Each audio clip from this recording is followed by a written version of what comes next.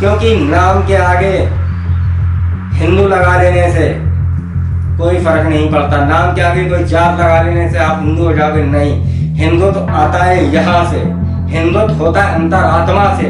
ये शरीर क्या है, जैसा कि गीता में लिखा है, ये एक दिन ये मिट जाएगा, लेकिन आत्मा जिंदा रहेगी हमेशा।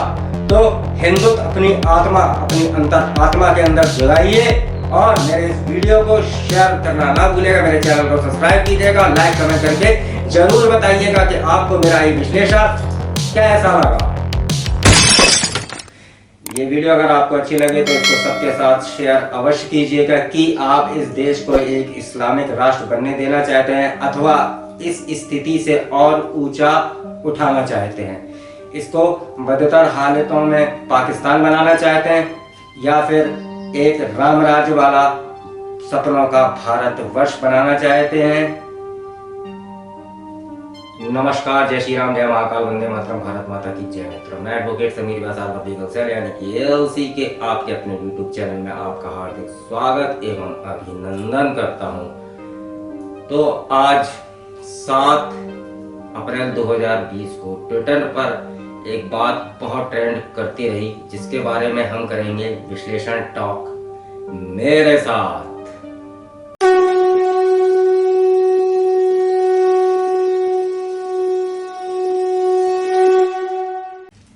आज पूरा दिन ट्विटर में एक ही बात ट्रेंड करती रही, मुस्लिम पीएम।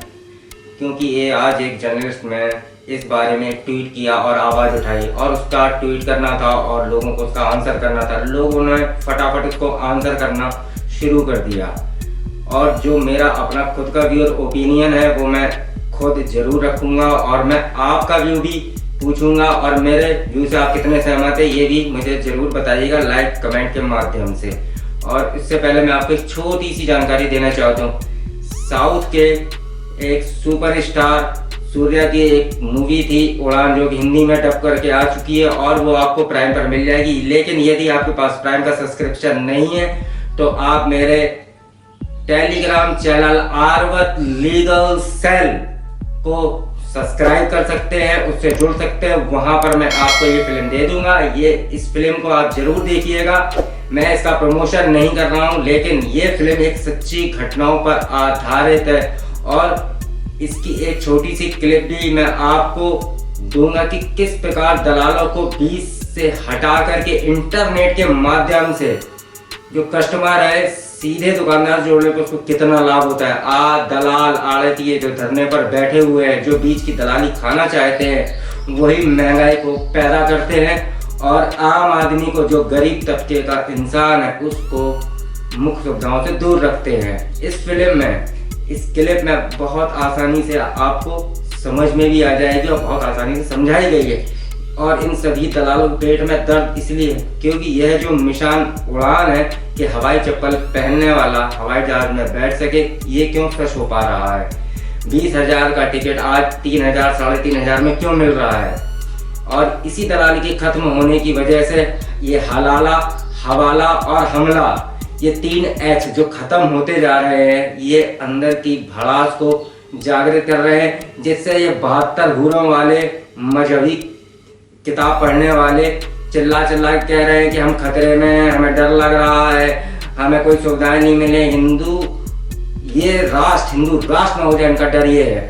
मैं आपको बता देता हूं कि मालदीव 100% मुस्लिम आबादी का देश बन चुका है और इस देश ने 2008 में एक कानून बनाया जिसके तहत इनके देश में कोई गैर मुस्लिम नागरिकता नहीं ले सकता। ये केवल मालदीव की बात नहीं है, ये हर उस इस्लामिक राष्ट्र की बात है जहां पर इनका ऐसा कानून है कि जहां पर भी कोई गैर मुस्लिम नागरिकता नहीं ले सकता। और ये लोग बात करते हैं एक इस्लामिक प्रधानमंत्री के होने की, जब पहले ही 2 देशों का बंटवारा हो चुका है और वो भी मजहब के नाम पर, जहां पर पाकिस्तान और बांग्लादेश दोनों के दोनों अलग अलग देश बने थे।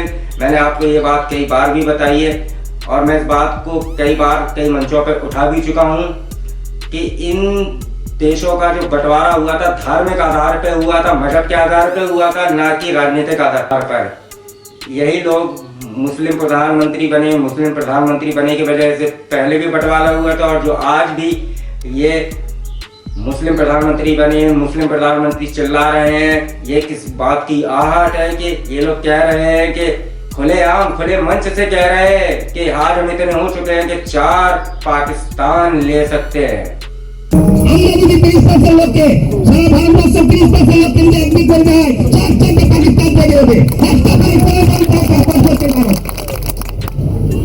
আমরা ভারতবর্ষে যতগুলো মুসলমান আছি সংখ্যালঘু আছি তাদেরকে যদি একটা বিপরীত হয় 4 ব্যবস্থা হবে।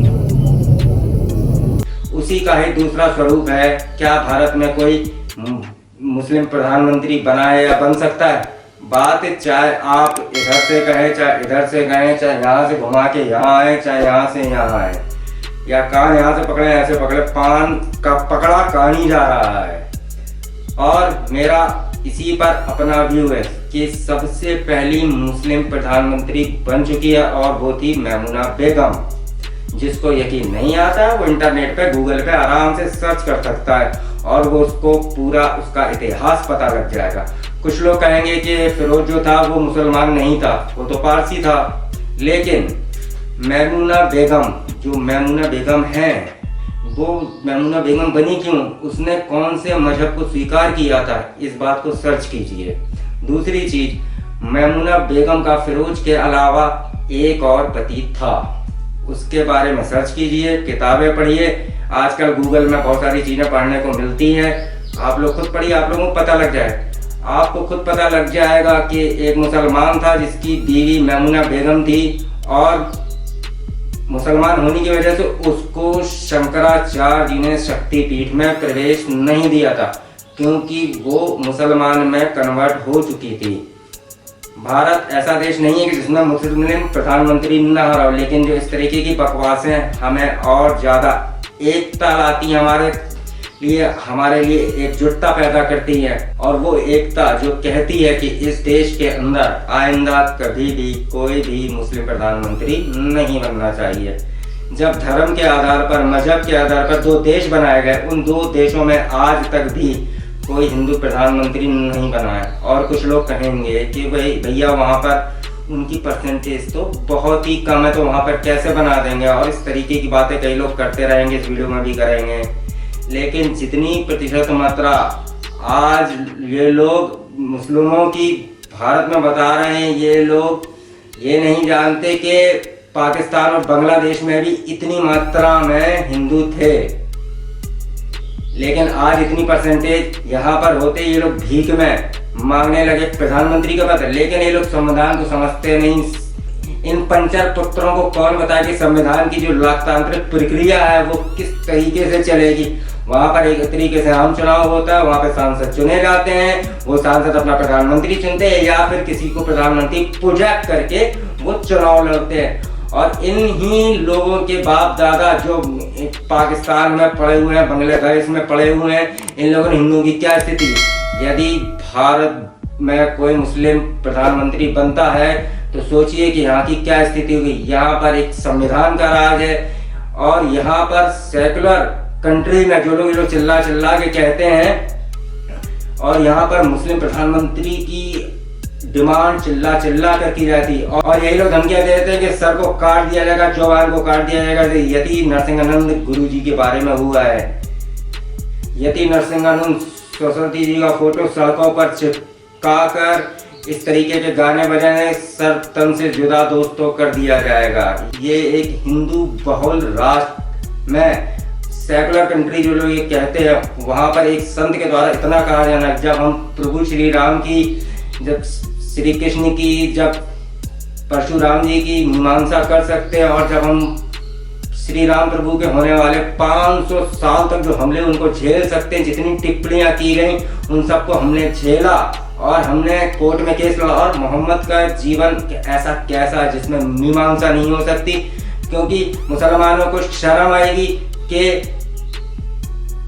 वो अपने हिंदू भाइयों के खाने में थूकते हैं। ऐसी बातें पता चलने पर उनको शर्म आएगी, और जब जानेंगे कि वो कितना बड़ा पाप है। क्या कोई मुसलमान इस पर शर्म नहीं करना चाहता? लेकिन इतनी सच्ची बात सुनकर इनका खून खौल गया है। और ये लोग कह रहे हैं कि संत की गर्दन उड़ा देनी चाहिए। आप सोचिए जरा कि एक संवैधानिक राष्ट्र के अंदर जब ये इतनी बड़ी बात कर रहे हैं, जब प्रधानमंत्री मुसलमान बनेगा वही स्थिति होगी जो पाकिस्तान और बांग्लादेश में हुई थी, जो कश्मीर में कश्मीरी हिंदुओं की हुई थी। हर इस्लामिक कंट्री में गैर मुसलमानों का प्रवेश प्रतिबंधित है, उनके पूजा पाठ के तरीके प्रतिबंधित है, वो वहाँ पर जमीन नहीं खरीद सकते, जैसा कि आज से कुछ साल पहले कश्मीर में भी था। और अब जरूरी है कि सख्ती से जनसंख्या नियंत्रण कानून लागू होना चाहिए और लिमिट होनी चाहिए बच्चों की, और इन लोगों का लोकतांत्रिक अधिकार खत्म कर देना चाहिए। और जिस तरीके से ये लोग जितनी स्पीड से लोग बढ़ रहे हैं, ये लोग एक दिन लोकतंत्र पर कब्जा करके इस्लामिक हुकूमत ला देंगे और फिर ये फरमान नहीं देंगे, फिर ये सीधा घरों में घुसकर कांड करेंगे जैसे उन्होंने कश्मीर में किया था। मैं बार बार कश्मीर की याद इसलिए दिलाता हूँ। और जिन लोगों ने मैमूना बेगम की हिस्ट्री पढ़ रखी है या और इस्लामिक देशों में हिंदुओं की क्या स्थिति हुई है, वो इस वीडियो को पूरा देखने के बाद हमें ज़रूर बताइएगा। और इस वीडियो के नीचे हम अपने टेलीग्राम चैनल का लिंक दे रहे हैं जिस पर आप सब्सक्राइब कर उड़ान फिल्म ले सकते हैं। ये वीडियो अगर आपको अच्छी लगे तो इसको सबके साथ शेयर अवश्य कीजिएगा कि आप इस देश को एक इस्लामिक राष्ट्र बनने देना चाहते हैं अथवा इस स्थिति से और ऊंचा उठाना चाहते हैं। इसको बदतर हालतों में पाकिस्तान बनाना चाहते हैं या फिर एक राम राज्य वाला सपनों का भारत वर्ष बनाना चाहते हैं। ये सारी चीजें आपके ऊपर हैं, ये आपकी सोच पर है। हम जो बातें आपसे कहते हैं या जो विश्लेषण करके हम आपको बताते हैं, वो विश्लेषण आप लोगों का काम है दूर तक पहुंचाना लोगों तक, क्योंकि नाम के आगे हिंदू लगा लेने से कोई फर्क नहीं पड़ता। नाम के आगे कोई जात लगा लेने से आप हिंदू हो जाओगे नहीं। हिंदुत्व आता है यहाँ से, हिंदुत्व होता है अंतरात्मा से। ये शरीर क्या है, जैसा कि गीता में लिखा है, ये एक दिन ये मिट जाएगा, लेकिन आत्मा जिंदा रहेगी हमेशा। तो हिंदुत्व अपनी आत्मा, अपनी अंतरात्मा के अंदर जगाइए और मेरे इस वीडियो को शेयर करना ना भूलिएगा। मेरे चैनल को सब्सक्राइब कीजिएगा, लाइक कमेंट करके जरूर बताइएगा कि आपको मेरा ये विश्लेषण कैसा लगा। इसी तरह के कानूनी विश्लेषण, इसी तरह की कानूनी बातें मैं आपको बताता रहूंगा, मिलता रहूंगा आपसे। इसी के साथ मैं लेता हूं आपसे विदा। स्वस्थ मस्त व्यस्त रहिए, सावधान सतर्क सुरक्षित रहिए। नमस्कार, जय श्री राम, जय महाकाल, वंदे मातरम, भारत माता की जय। मित्रों।